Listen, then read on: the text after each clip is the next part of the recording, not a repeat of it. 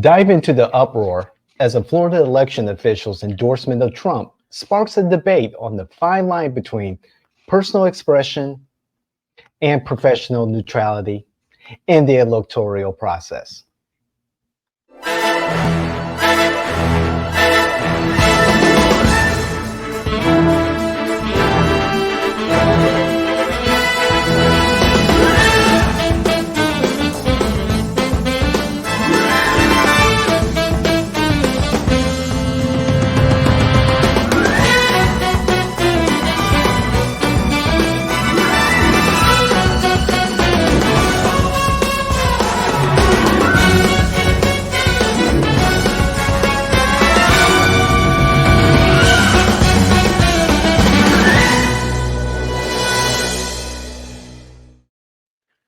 Seminole County Supervisor of Elections and friend, Krista Anderson, he's flouting the neutrality rules by endorsing Trump on Facebook.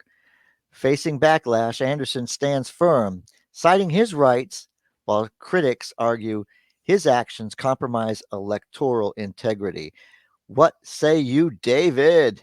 Chris Anderson is a friend of J&W. You know him quite well. There has been some controversy in the recent past with Supervisor Anderson. And wow. I saw the tweet or the post on X, and stated that, hey, he wants to be the first supervisor of elections to supervisors of election to support, to endorse President Donald J. Trump. And he did. And he's like, I'm doing it. And I am withdrawing, resigning, removing myself from the canvassing board to avoid any impropriety, I can't even say the word, You got any it, sense of improper, activity or any sense of being biased. You know the situation better than I do. Bold move, and he did the right thing by removing himself from the canvassing board. Well, the canvassing board here in Seminole County has been a Achilles heel for both the commissioners and the supervisor of elections. Mhm. It came to with the controversies with the elections and the fact that the majority of Republicans still believe that Donald Trump is president of the United States, and the clash between the fact that the Republicans have a special committee just on on elections integrity. The canvassing board became a huge thing of discussion because none of the commissioners were actually ever serving on the canvassing board. They were excusing themselves because of the fact that they support each other. All Republicans, all supporting each other. Somebody endorses somebody, or somebody's actively involved in somebody's campaign. Well, there was the first controversy was about that very subject when the board and Amy Lockhart of the board, and she was the chair at the time, I believe. I have to just get my facts straight. So Amy was dealing with it directly with the Republican Party Okay. there, and he had asked him, wanted to be invited to the conversation because he had insight on it and explanation for it, and it created a greater rift between the two. Um, this is a nightmare. This is a nightmare. But I think you have to look at the fact that Amy Pennick from the school board has now stepped into her role as candidate for his job because of Mm. his TikTok uh, tirade. I'll call it a TikTok tirade. There we go. Write that down, somebody, because I'll forget. TikTok tirade. His TikTok tirade against the racial discrimination of Seminole County. Uh, is he wrong?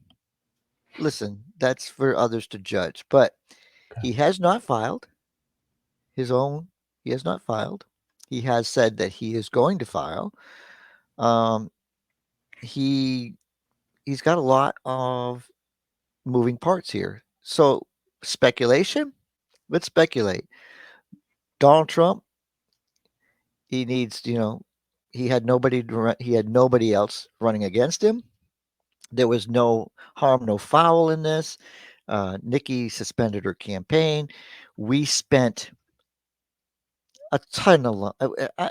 I want to get the final numbers on this election because when I voted, I was the second person to vote in my precinct, Okay. and it was 8:15.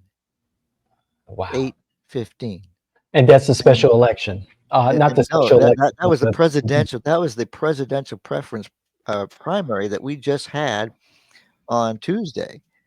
One of the second highest voting turnout precincts was 109 people. The Republican Party, to send a message, should have been more active and really pushed people to the polls. This is not a good sign for the Republican Party if Donald Trump can't energize a rally numbers at the polls on. We wasted money. As far as I'm concerned, Seminole County wasted tons of money on an election that had had no turnout. Mhm. That's crying. That's a party problem. The endorsement. Let's get back to the endorsement. The endorsement is no harm, no foul. There's only one person in the race. We shouldn't even be having one.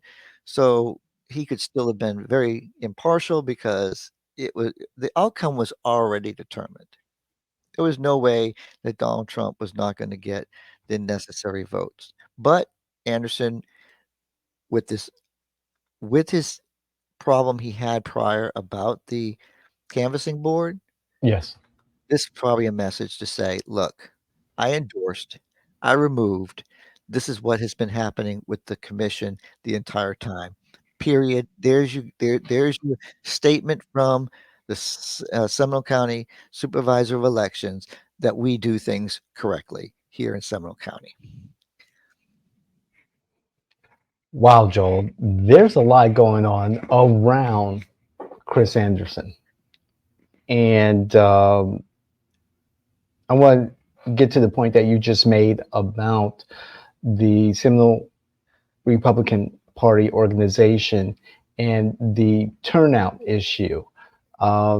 Republicans and even Democrats, but we're talking about Republicans here, need to show numbers, need to show that August 2024 and November 2024 are really important in that turnout, no matter what the election, no matter where they're at, as far as their organization being ready for November. There needs to be a concerted effort in getting Republicans out, a show of force, a show of seriousness. Well, And this. Democrats just hid the fact that they didn't give a shit. They hid their numbers by just not having one.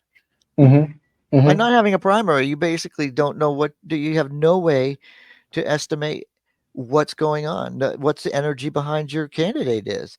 This just proves that, hey, the Republicans just showed there's not a lot of energy behind Donald Trump if he's all by himself.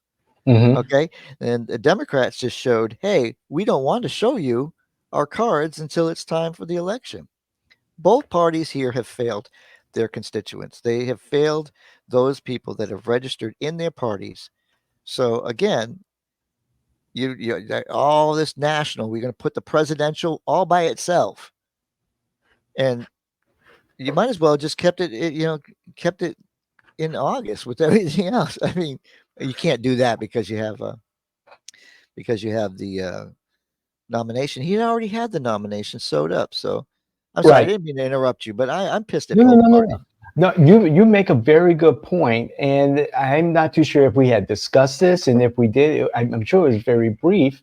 That this would have been an opportunity, like you said, for the Democrats to do the exact same thing that we just discussed. Show up, show that hey, Democrats, they're involved, They're engaged, and it would have been nice. It would have been nice for Democrats to have the opportunity to choose or show their preference for a Dean Phillips or Marianne. I forgot her last name already, or whoever. Now, I know that the Florida Democratic Party said that that only one candidate, Biden, filed the necessary paperwork before the deadline. I know that there was some issue. I think we did do a We podcast did in it. regards to this. We Yes. did cover this because again, this is why I lead into the fact that I went back to the fact that the Democrats basically told their own party, F you. You're not Mhm. going to get a voice. You're not going to get a voice. We don't want anybody to know what the energy behind the president is. So, Yeah, and that's disappointing. That's too bad because this would have been a good opportunity to test the waters, to, like you said, determine what energy is out there. What do the local parties, the state parties need to do to tweak their messaging? Granted, now here in Florida, well, at least in East Orange and East Osceola counties, we had the House District 35 special election, and it was the NPAs that really did it for the Democrats, push them over the line by showing up 65 to 35% in favor of the Democratic candidate in that special election, thus electing Tom Keene to that seat. Um, However, we're talking about a presidential preference election, an opportunity to show, like in Michigan, what the Biden administration needs to do, what state parties need to do look, they to get their people out there and vote, to engage look, them. look, at least we're, there's a lot of effort for the greater our MPA count, there's a bigger effort to make changes. And they would like to do what California does, which I prefer not stacked rate. I don't want to go stacked Rank choice. ranking. Right. But I think one thing that comes with these primaries is why not, if something like New Hampshire happens, where you get to walk up to that very day and choose party, guess what? You're you then null and void the fact that you can't have a presidential primary because you're going to have people that are in no party being able to register at a party at the poll, and all of a sudden, guess what? You show energy right there because that's going to be that's a pre-dawning of what's coming if they go with that. And that's the way I love it. I love the fact same day registration. Walk in, go up to the poll and say, you know what? I'm a Democrat and I'm going to vote. And I vote and I get the chance to vote against the president of the United States, right? Would I do it? Hell no, I would never be a Democrat because I'm not that I'm not going to say what. Democrats are listening. They're But listening. I'm getting close. I'm getting close to being frustrated with my own party. I understand when people from way back in the day go, "Well, the party left me." Well, this is a strange party to be in right now. But I'm going to enjoy tonight. We're going to go to my meeting and see see the excitement that Donald Trump won a primary that nobody showed up for. And I'm going to count how many people showed up and count how many members of uh, the uh, uh, the SECREC exist, right? Seminole Sure. County Republican Executive Committee, and see what percentage they make of the actual turnout. Right. So excuse me. So Joel, is Florida, is Seminole County a Trump county? Is that Trump country now? Oh no, No. no, he hasn't won. He hasn't won here. He hasn't won Hmm. here because the women because the woman vote. Hmm.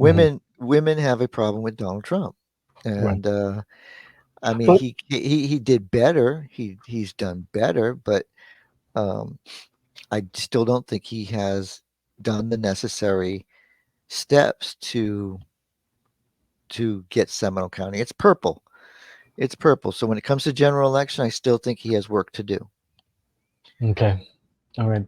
I know that he is, by all measures, to be honest, his campaign during the primary was uh, the primary elections across the country uh, was impressive to secure the nomination so quickly.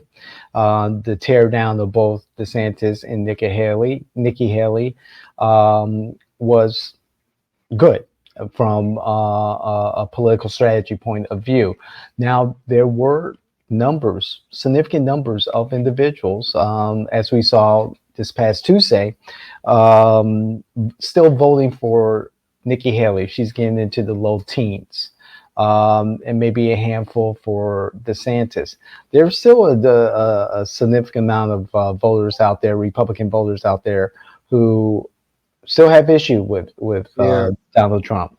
What? there were several women, as I made my rounds, there were several women that actually came out to cast votes specifically for protest votes. And we're very clear about the only reason they were there is to vote against the uh, the the Trump, even though Nikki was suspended her campaign.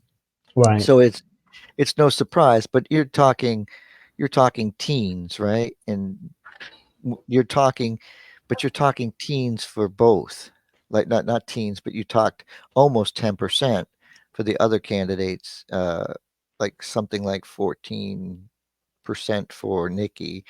Right. That's not the way you want to end a low turnout event. That's true. I mean, I I am back to the supervisor of elections on the fact that what he did. I believe he sent a message, and I think he's going to continue to send a message if he actually does, which is expected. If he is to run, I will share with you that he's ready. His name is definitely on everything, and his signage. I was very impressed. He had a 6-foot sign at one of the polling places. Um, Really? at my polling place, 58 at the Metro church, there was a sign that stood, just sign itself is 6 foot, but it probably was like way up there. I mean, it had the 2x4s and the bolts and the Metro and the vote here, and I mean, I uh, Mm. I should have had it prepped. I should have had it prepped, but I didn't know we were starting with this one. But I took a picture of it. I was so impressed. It's a candidate large sign. don't, Ah. don't don't think the fact that his name is on everything is not going to influence the fact that makes it harder for Pennick. She needs to really. I mean, she's got the Republican support.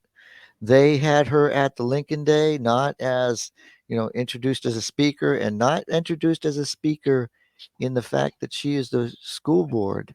Oh, They really? had her. They had her literally in their program as candidate for supervisor of elections. Ooh, So I interesting. did. I didn't attend. I didn't attend the Lincoln Day, unfortunately, but I have seen and heard the program and stuff like that. So yeah, it's interesting. So you know that the party loyalists seem to have rallied uh, or made themselves very clear on Pennick, and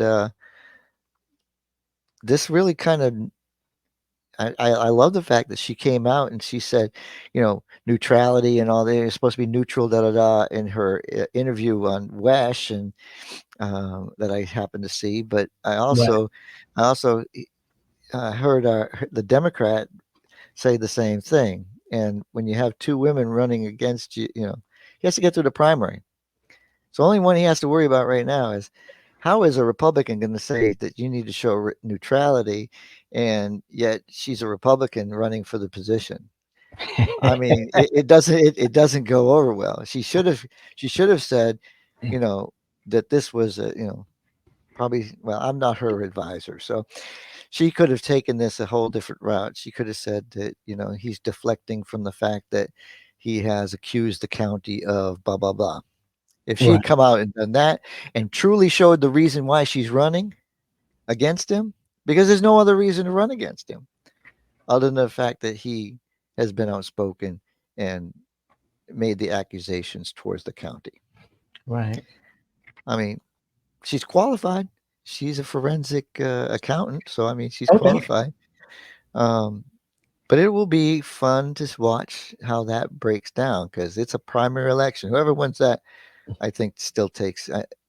If Pennick wins, that becomes a vulnerable. That becomes a vulnerable position. Oh, look out. Everyone. I I believe that if Chris Anderson were to lose the primary, Okay. this becomes a competitive race that will show the strength of the Republican Party in a purple county. I say that very neutral. I am a Republican. I am a loyal Republican, but I do see when I watch that newscast and I see Pennick and I see the opponent, you know her name better than I do. Um, got Deborah Deborah I can never say her. Pullion. Yeah, I can never say the last name. Yes, Deborah Pullion.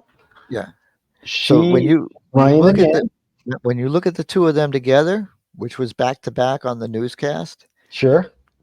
I see competitive because they're going to have to get to know both of them. Correct. And I don't think anybody pays enough attention to the school board to know who Amy Pennick is. Hmm. School board members tend to go under the radar. Deborah is a three-time candidate. I think twice now for supervisor of elections. Quality individual, quality character, longtime Democrat. That would be quite the race between the two women candidates. In But regards to, I have to also mention that it's not just two. It's not just two. I don't believe it's just two candidates. There's already two candidates in the supervisor of elections. Um, because the no, not yet. No, just Pennick. But I'm watching. I'm watching carefully. Um, Mhm. I'm gonna start. I'm gonna start actually breaking this down for our people that watch. You can't make this shit up because you can't make this shit up. You This just is the can't. biggest. This is the biggest.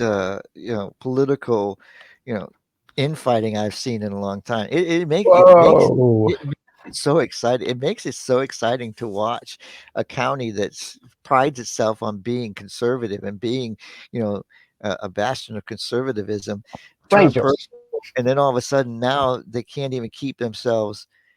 They can't keep themselves unified, and they jeopardize the fact that everybody's up for election. They always do it right at the worst time because this is you got the sheriff up for election, you got the property appraiser, you got all your constitutionals up for election, and you're all attacking one specific. Uh, it's going to be I a bloodbath. I used the word bloodbath Uh-oh. in the it is Uh-oh. Snuck and I that one in. see, and that's the thing. Again, that's a Donald Trump thing. He says bloodbath, and it's like it's a terrible thing. No, it's going to be awful. It's going to be awful, and I'm sure they're still trying to find. I'm sure that there are conservatives that are still trying to find other candidates to pit against their own. That's just the feeling I I have. just I and it drives me crazy. I understand human behavior, but when you have a super majority, when in the state legislature, you own the governor's mansion, you dominate local politics. Why the infighting? Why the infighting? And I know there's a reason. However, when you're on top, you want to stay on top. And but it just seems like whether it's the Democrats or the Republicans, when they get there, they find some way of grabbing defeat out of the jaws of victory. Is Yeah, that how you say it? that's all the way It- around. But yeah, yeah, you got it right though. Uh, it's you gonna be know, fun. It's gonna be fun. But this is just the first one. We have we have a if you look at our school board, it's not conservative. mhm. And we have our one of our conservative school board members now running against Chris Anderson, and that means we have to rally behind.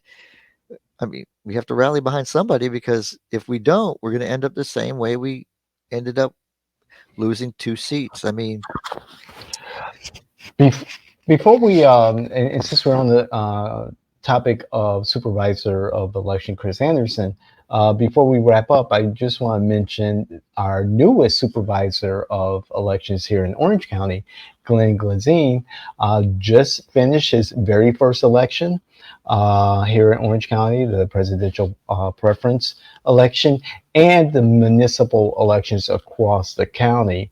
And it appears that it went without a hitch. well, Congratulations to Supervisor Glenn. disappointed in you. I personally disappointed in the Ocoee turnout. Outcome understood. And So it was a close one. Nate Robinson winning on election day and winning the early vote, but not being able to win the vote by mail. Um, You this is a Republicans this got to this change your this is tack. the thing. This is the thing. We are never going to win vote by mail, which is the most critical part. Yeah. If we don't fix the Republican mindset, again, that is a shame that he lost that. The focus of and the focus, he was supported by a new voice because Hmm. of the fact that the other individual shouldn't have even been able to qualify. Um, but Hmm. the court said otherwise. The fact that you resign to run for mayor and you're not supposed to be able to run for your seat again, that comes into question. But the people have spoken, and that's what democracy is. I just want people to, in the party of Republicans, to rally around vote by mail. It's always been traditionally someplace that we win, and then we win on election day. But to win early voting and to win election day and lose because of the vote by mail is it's something that I wish the party would address. And I'm going to address it tonight with the party that's in the room Hmm. here in SecRec to point out if we continue to lose vote by mail, we continue to lose as a party. I That, agree. that's my I final agree. word. I agree with you that the Republicans are going to be better and secure better wins. They have to take into consideration that the election day has changed. It's much sooner and have a strategy that does incorporate a robust vote by mail program. We used to do vote by mail chasing. We knew exactly which one of our Republican ballots were out there, and we would make sure that they got turned in. We don't. We must not be doing very much of that anymore because effectively, Donald Trump, thank you very much. I appreciate the fact that you have taken vote by mail to a different level. And I'd like to thank the former president for taking vote by mail to a whole different level and encouraging his new team at the RNC to not encourage vote by mail. Advantage Democrats. You can't make this shit up. Please like, please share, please be part of the conversation. If you have other insights on this topic of Chris Anderson, I will be still reaching out to Chris because he is a friend, and I would like to hear from him. Um, it's incredible. Go Trump! I mean, you endorsed him. Yeah, hopefully that works out for you. Right. And please, audience, our community, endorse us by commenting. Leave your comments. Remember your facts, not your feelings. Whether you like what we are talking about or you don't care for what we're talking about, we would love to hear your feedback. I know I get feedback from my mother every week, but our community is a lot larger than that, and we'd love to hear from you. Remember, we have the Morning Constitution with yours truly, Joel Hawksley. We have the David Washington Show with yours truly, myself. Countertop Politics, 5 minutes every Monday of the campaign insights, political innuendo, and of course, the secret sauce to winning campaigns. And then, of course, our flagship podcast, You Can't Make This Shit Up. Please like, comment, share, hit the notification button. Joel, what do you want to say? No, I I've said it all. Look, you got to get out there. You got to get there. Buy the Promote book. the book. Thank I you. say buy the book. If you want to learn something new, several new books are coming out. But the Presidential Chronicles, look, if you want to get a feeling of excitement and do it through verse, it's poetry, it's history, it's really worth the money that you spend. So you can get it here at We'll Jay see, in Washington Network. We're doing everything for everybody because we are your political innovators. we'll see you the next time, everyone. We're out.